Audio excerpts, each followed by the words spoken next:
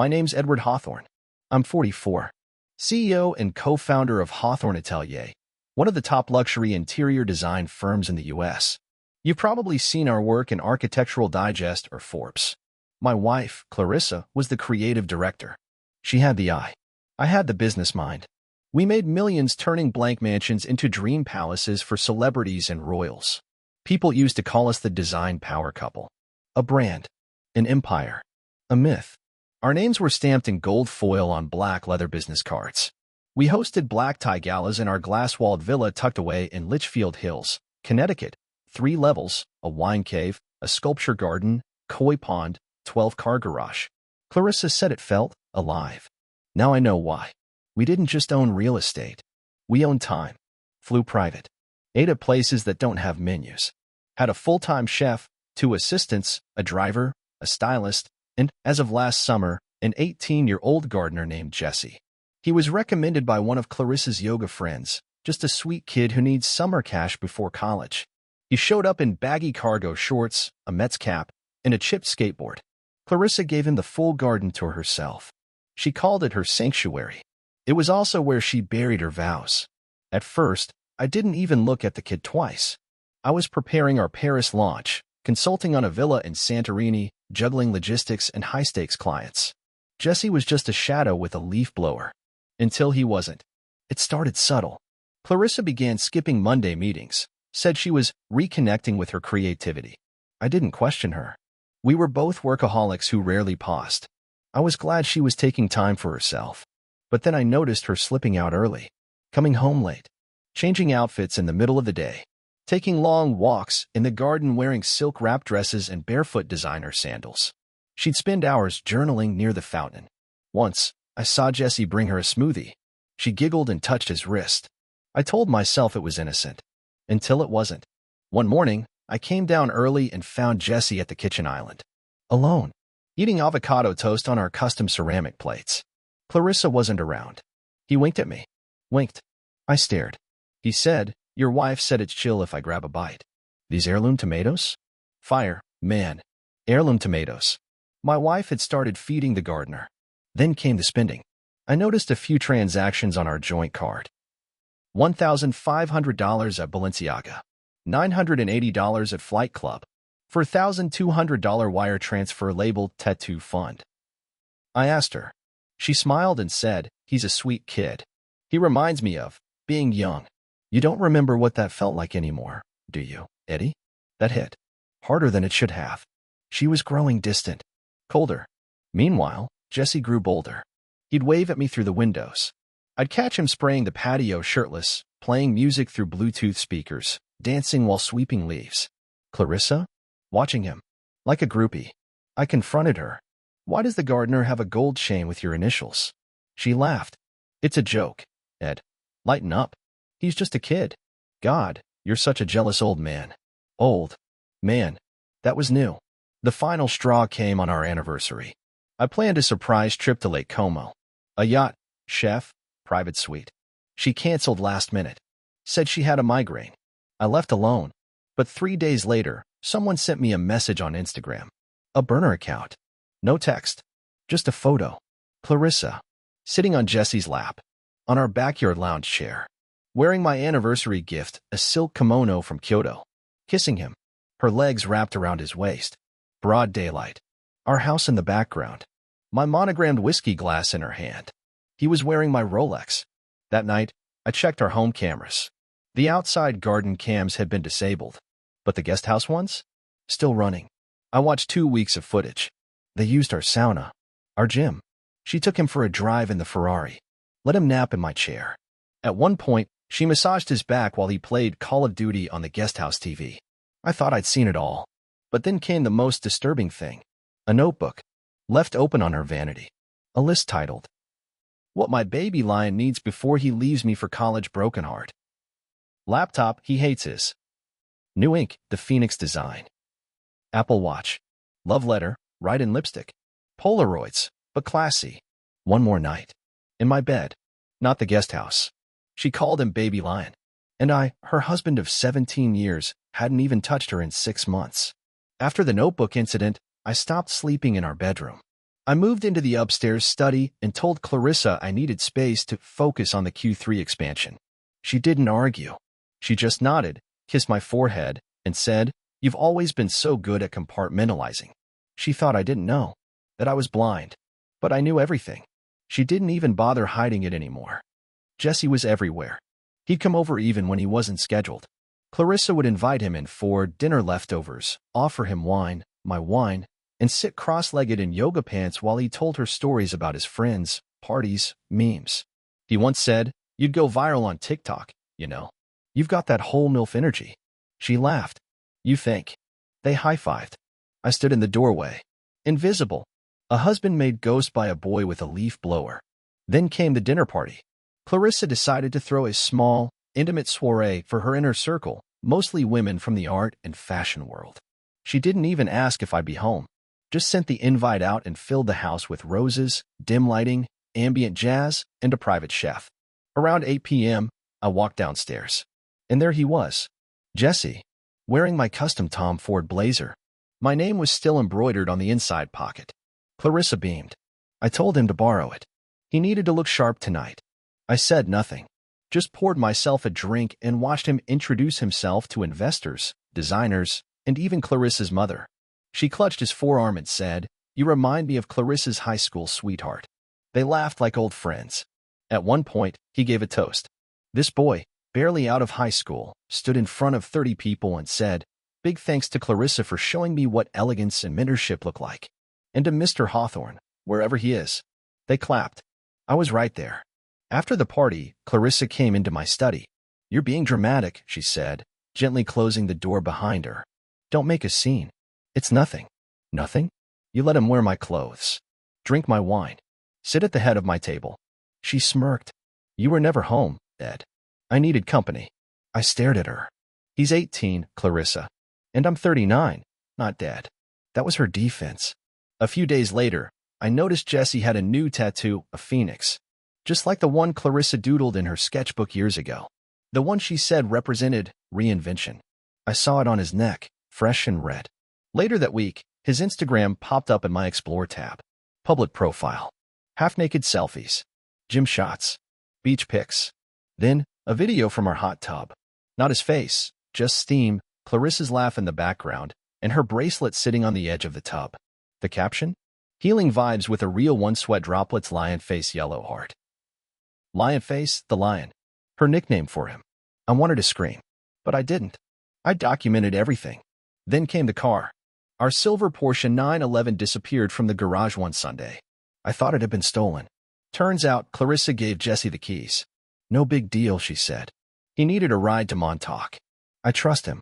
He returned it with sand in the seats and a dent on the rear bumper. No apology. Just a text. "Yo, sorry about the scratch, boss. Your whip is hella fast, fire dot." Boss. The audacity. The humiliation. I called my lawyer the next day. Asked him to start preparing options. Not divorce, not yet, just contingency plans. Power of attorney, asset separation, IP rights. My heart was broken, yes. But my brain?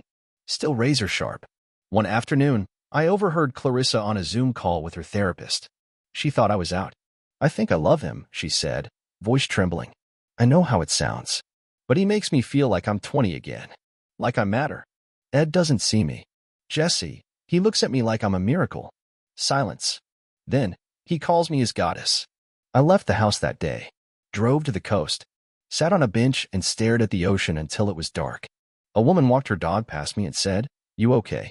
I smiled and said, just remembering who I used to be. But I wasn't done. Not even close. While Clarissa played games with Jesse and burned through our dignity like matches, I started rebuilding. Quietly. Carefully. I called my private investigator, Mark. Told him to follow Jesse. Watch his movements.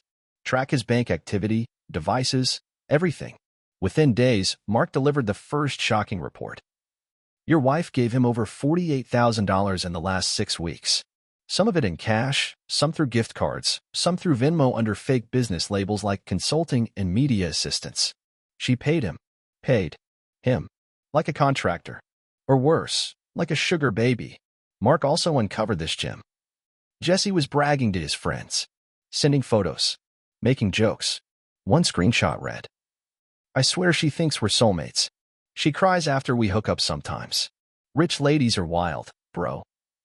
I felt my stomach twist. That night, I sat at the kitchen island, same spot Jessie used to eat my heirloom tomatoes, and wrote one sentence in my notebook. "She thinks I'm quiet because I'm broken. I'm quiet because I'm calculating." I never raised my voice. Never threw a plate. Never asked Clarissa where she was going or what Jessie meant to her. She mistook that for weakness, for surrender. But I wasn't surrendering. I was building the noose. It began with the photos. Mark, my PI, sent me 126 high-res images. Jessie and Clarissa in our garden, the pool house, even the art studio Clarissa swore she hadn't used in months. One shot showed Jessie in my robe, drinking coffee from the Mr. Hawthorne mug I got on our 10th anniversary. In another, they were sitting on the kitchen counter, sharing a popsicle. Clarissa licking it from one side, Jessie from the other. It was sick. Not just the betrayal, the infantilization of it. She wasn't just cheating. She was grooming this boy into some twisted, regressed version of a man. And then she gave him a job title. She listed Jessie on our official payroll as junior design consultant. His email? jesse.lyon@hawthorneatlear.com. He was sending out proposals, quoting clients, using our templates. Her signature line even had "mentored by Clarissa Hawthorne" under his name. That's when I pulled the first lever. I called Donna, our longtime CFO, the woman who's balanced our books since the beginning. I asked her to audit recent consulting payments and check logins from new emails. She flagged Jessie immediately. "Edward," she whispered over the phone, "this kid has no NDA. He's sending client renders to his friends from a Gmail account. And some of them are screenshots of you in meetings, emails, contracts." Clarissa gave him access to our IP. I asked Donna to freeze his credentials. Quietly. No alert. Next, I reached out to our top-tier clients, discreetly, and asked if they'd been contacted by anyone new from our firm. 6 replied. 3 of them had received concept pitches from Jessie. One even paid a $5,000 early access fee. Clarissa didn't just cheat on me. She let him steal our brand. The next part was risky, but necessary. I leaked one of Jessie's group chat messages anonymously to a gossip forum. The one where he wrote, "If I play my cards right, she'll put me on the board. LMAO. Hawthorne Atelier, baby. MILF power." I watched it spread like wildfire. By evening, Twitter had it. Reddit. Even TikTok. Meme pages were posting Jessie's selfies with captions like, "From leaf blower to power shower sweat droplet seedling." Catch flights, not feelings, unless she's 39 and owns a Porsche. Clarissa called me at 1:13 a.m. I let it ring. The next morning, our lawyer, Glenn, called a board meeting. Clarissa walked in, visibly shaken. No makeup, hair tied up, wearing flats, not her usual heels and Chanel. Jessie wasn't there. I had Glenn present every document. Payments, chat logs, email leaks, private footage. Nothing illegal, just disgusting. Enough to tank our image if it ever got out. Clarissa tried to speak. Glenn shut her down. "It's not personal, Clarissa. This is fiduciary." The board voted. She was temporarily removed from public-facing roles pending internal review. I expected her to cry. Instead, she looked at me. Cold. Calculating. "You did this." I didn't deny it. Later that day, Jessie posted on Instagram. "Sometimes the garden gets too hot pepper broken art. Time to find new soil." He deleted all his photos with Clarissa. She called him 19 times. He didn't answer. I watched her unravel over the next 48 hours. She stayed in bed, drank wine from the bottle, walked barefoot around the house like a ghost. Her mascara smudged, robe always slipping off one shoulder. She looked nothing like the queen she used to be. She texted me. "I'm sorry. I was lost. I don't know who I became." I didn't reply. But I wasn't done yet. The world knew a little. Her friends knew a little. Our board knew more. But there was one group that deserved to know everything. Her family. I invited them for brunch the following Sunday. Her parents. Her sister. A few cousins.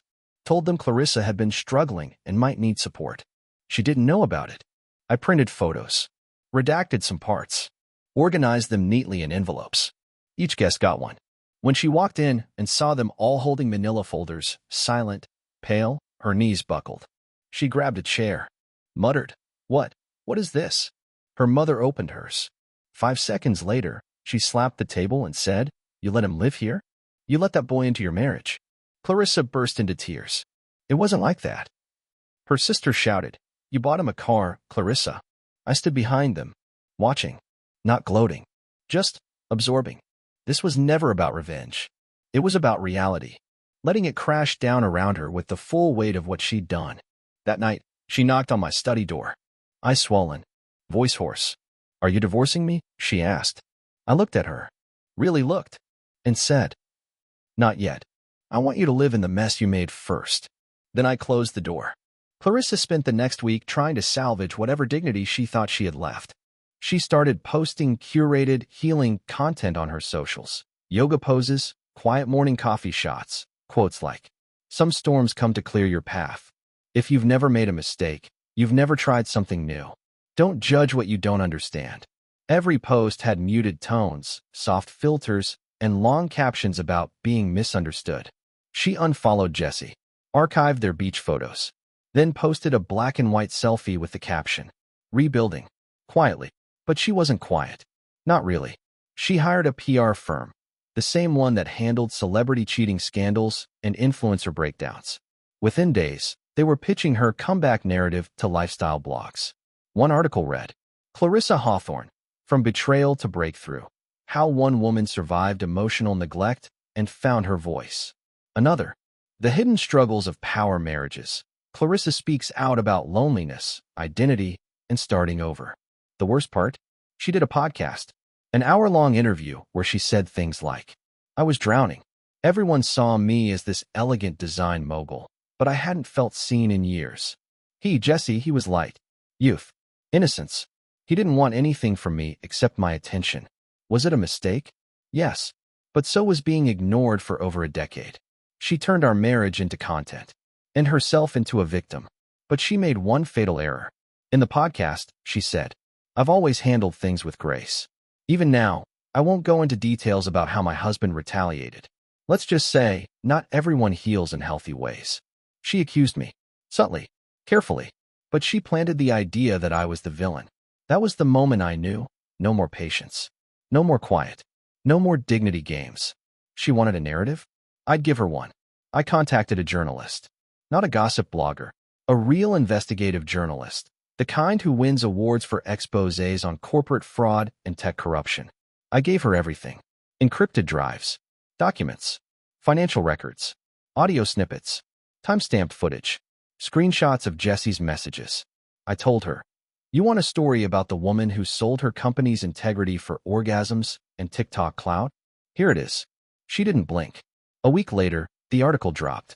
Headline: "Design Deception. How Clarissa Hawthorne's romance with a teenage employee cost millions and nearly crashed her brand." The internet exploded. The article was brutal, clinical, fully sourced. It outlined Jesse's fake consulting title, the misused company funds, the NDA breaches, the bribery through gifts, Clarissa's attempt to pivot blame, her manipulation of media narratives. It included Jesse's exact words about playing her like a game. And yes, the bit where she massaged him while he played Call of Duty in her husband's chair. It trended number 3 on Twitter for 2 days. Major clients pulled out. 3 sponsors backed off a collaboration she had with a high-end design fair. And Hawthorne Atelier's board? They voted her out, permanently. She showed up at my door that night. No makeup, no filters, just a woman fully stripped of her armor. "I lost everything," she whispered. "No," I said. "You traded everything." She sat at the kitchen island, where Jesse used to sit. "You could have stopped this," she said. "You could have protected me." I raised an eyebrow. "Like you protected us?" Her voice cracked. "I didn't mean for it to go this far." I leaned in. "You mean you didn't mean to get caught?" Over the next few days, she tried damage control. She posted long apologies, claimed she'd been manipulated, said Jesse lied about his age. He didn't. She even released text screenshots out of context, trying to paint herself as confused, vulnerable, misled. But the public had turned. The comments went from "Stay strong, Queen" to "Girl, he was 18 and you're a CEO. This ain't a love story, it's a lawsuit. Not you throwing your husband under the bus and then getting run over. You were living in a mansion and still chose chaos. Own it." And then the final nail. I filed for divorce. Not in silence, but publicly. My statement was simple. Marriage is about trust. Business is about ethics. In both, she failed. I attached evidence. Enough to shut down any counterclaims. She cried. On social media. On live streams. On Instagram Live, where 20K people watched her breakdown in real time. I didn't even need to speak. She burned her own temple. But there's one final piece left. You see, I'm not done. I have a private letter. From Jesse. Sent to me 3 days after the expose. Apologizing. Begging me not to sue. Admitting it was all a game. Clarissa doesn't know it exists. And in part 5, she'll find out, in the most public way possible. 2 months after filing for divorce, I was invited to speak at a gala in Manhattan. The event, the Vision Awards, honoring innovators in design and architecture. I was slated to receive a Lifetime Achievement Award. Normally, Clarissa would have been beside me, dressed in something sheer and expensive, soaking up the flashbulbs. But tonight, she sat in the audience. 2 rows back. Alone. The seat beside her empty. She had begged to attend. Called the organizers. Said she wanted to honor our legacy. They hesitated, but I didn't interfere. Let her come. Let her watch. I walked on stage to polite applause. There were over 300 people in the hall. Designers, press, influencers, clients. Some had known us for years. Some had seen our story unfold on social media like a slow-motion car crash. I took the mic and paused. Then I said, "You all know what I've built, what we built. But I'm not here to talk about architecture tonight. I'm here to talk about structure, about how something that looks perfect on the outside can be rotten at the foundation." The room went still. I saw Clarissa tense. For years, we told the world a story, a love story, a partnership, power couple. But that story was curated, just like a photoshopped render, beautiful from afar, but unlivable up close. I watched as heads turned. Cameras clicked. Clarissa lowered her gaze. I continued. I learned that you can build someone a kingdom. You can give them gold, gardens, grace, and they'll still choose chaos. Not because they're evil, but because they're empty. My wife, my former business partner, didn't just betray a marriage. She jeopardized a legacy. She opened our home to someone we trusted and gave him not just our trust, but access to our clients, our resources, our name. The crowd was silent. I reached into my jacket, pulled out an envelope. This is a letter from Jesse, the boy she invited into our lives, into our company, into my bed, indirectly. In this letter, he apologizes. Not just to me, but to you. To every partner who lost confidence. To every designer who was mocked. To every investor who watched our company become a meme. I placed the envelope on the podium. This letter won't be published. Not yet. But it exists. And now, you all know it exists. And so does she. I looked directly at Clarissa. Her lips were trembling. I came here tonight not for applause, but for closure. To remind everyone in this room that appearances are not integrity. That silence is not weakness. And that love, a real love, doesn't flirt with boys in your pool while wearing your name. The final words cut like glass. Then I said, "Thank you, and good night." And I walked off the stage. No bow, no handshake, no performance, just truth. After the event, people approached me quietly. A few shook my hand. A few just nodded, stunned. Several said, "That was brave." But it wasn't about bravery. It was about the end. I left the building alone. Clarissa never spoke to me that night, but I heard from her lawyer the next morning. She wanted to revisit settlement terms. Of course she did. The divorce was finalized 6 weeks after the gala. No press. No courtroom showdown. Just signatures, notarizations, and frozen smiles across a conference table. Clarissa looked smaller than I remembered. She wore a plain blazer. No lashes. No glam. Just a tired woman signing away the last of what used to be hers. She didn't fight the terms. I kept the company, the properties, the trademarks. Everything we built was now mine. All she asked for was to keep the garden house. I said yes. Let her keep the memory of what she ruined. After it was done, I didn't celebrate. I didn't pop champagne or go on a solo trip to Bali. I went home, took off my watch, and sat on the back deck facing the hills. The silence didn't feel empty anymore. It felt earned. Over the next few months, I rebuilt. Not just the brand me. I started sleeping again, eating without acid in my throat, laughing at things that weren't jokes. I deleted old photos without shaking. I took down the wedding portrait. I cleaned out the drawers where her perfume bottles still sat like ghosts. One morning, I found Jessie's engraved chain under the couch. I dropped it into the trash without hesitation. That part of my life was over. Then, something unexpected happened. Her name was Naomi. Not a model. Not an interior designer. Not even someone who knew who I was at first. She ran a local bookstore. We met over a mix-up with coffee orders. She didn't wear designer or anything. She asked me questions no one else asked. What was your happiest childhood memory? What scared you in your 20s? What would you do if money didn't matter? She didn't want to know my resume. She wanted to know my mind. We didn't rush. I didn't romanticize. But something about her felt like stillness. Like the exact opposite of everything Clarissa ever was. And that's what I needed. Not drama. Not fireworks. Just peace. One afternoon, Naomi came by with fresh bread and a novel. We sat outside. I poured us wine. She looked around and said, "You have a beautiful view."